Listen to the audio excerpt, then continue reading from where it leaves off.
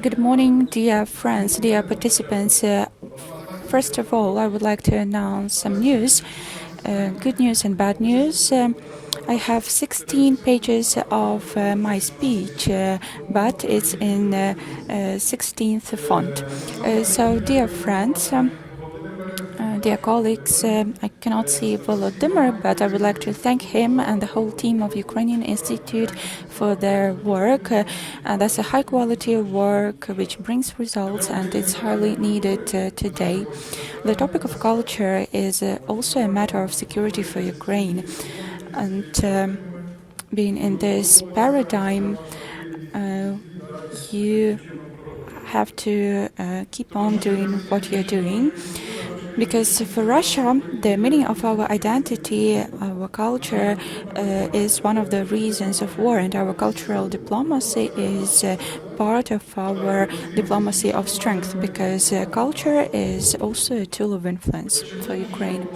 Obviously, in many cases, Ukraine is represented in the world by our artists, and the whole world often sees Ukraine not through verbal messages of our embassies, but through the poems of Victoria Amelina.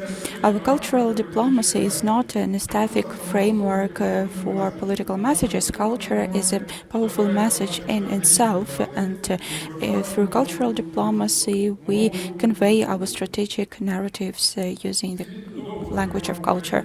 The world has long perceived Ukrainian culture through the prism of Russian propaganda as something secondary, without proper understanding of the depth of our culture.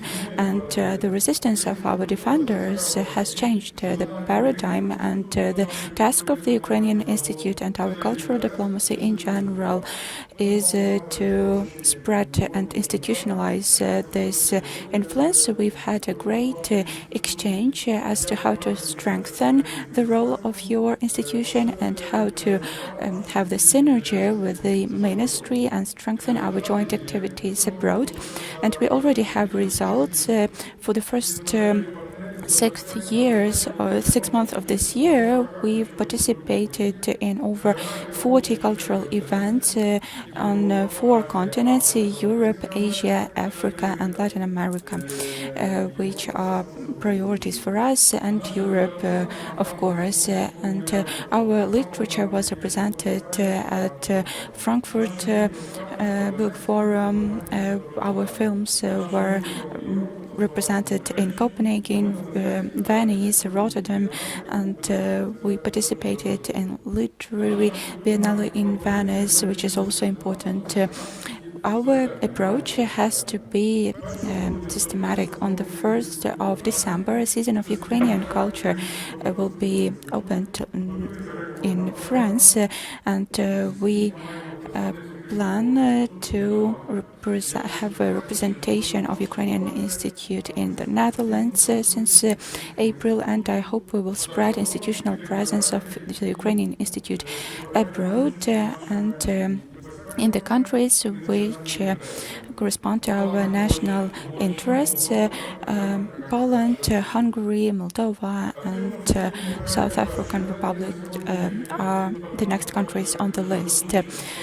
We've already launched 110 Ukrainian audio guides in 56 countries. We create coalition of Ukrainian studies with the leading countries of the world to spread our narratives in masses. An important element is the comeback of Russian artists to the world scenes. They are, however, Russian soldiers, and they pave the way for other Russians. Thanks to our diplomats in Romania, the performance of Anna Netrebko was cancelled. That's also a matter of security. Such people cannot perform in state operas abroad. Our priority is also the recovery and reconstruction of cultural objects. There will be an upcoming election to the executive board of UNESCO, and I urge you to support Ukrainian representatives. Ukraine is one of the candidates, and it will be well justified to choose us. In its war, Russia has damaged three objects of UNESCO heritage sites, and Kherson is under occupation for over 11 years. Over 1,500 cultural heritage sites and over 2,000 of other sites were damaged or destroyed by Russia, and the only thing Russia leaves after itself is burnt land. And Russia has to be held accountable in the special tribunal for its crimes. Another priority direction is work with the Ukrainians in the world. Our strategic task is to bring back Ukrainians, and for that our state will create all the necessary conditions. It's important to preserve cultural relations of our people with their motherland.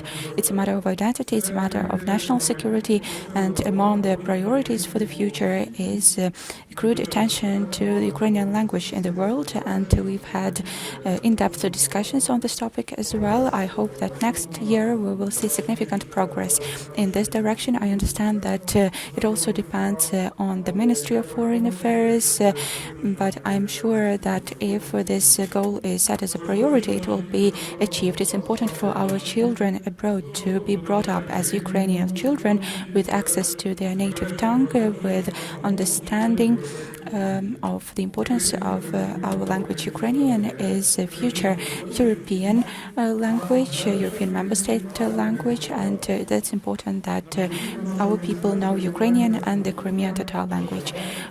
You can see a small sculpture of a bird on the facade of our building, and it symbolizes the period when the Ukrainian Shadrek became an anthem of Christmas. And if you go inside to the ministry, you will see a whole of protocols with a permanent exhibition of Ukrainian weapons, and there we host high-level delegations, and that's how we incentivize them to support Ukrainian culture, and that's how we show that we'll never allow our Renaissance to be destroyed. We will have an unprecedented funding in the budget, and our diplomacy works to attract international funds to strengthen as much as possible the support provided for in the state budget. We've already had negotiations with a number of states, and then the Ministry of Foreign Affairs will support our artists because it's a matter of security. Our culture is competitive, and we are able to offer an alternative in every area, and we create unique content. We have something to say. Russia couldn't destroy Ukrainian culture. We only became stronger, and the renaissance of our culture is an element of our future victory, and I strongly believe in this renaissance in a short-term period. I am happy that I am honored to give an award that we present to people who made a significant contribution in terms of our cultural development, and representative of the Renaissance Foundation will get the award, Mr. Alexander Sushko. On behalf of the Ministry of Foreign Affairs, I would like to thank you for this support. You always make a contribution to very important projects that have a multiplying effect in many areas. So please.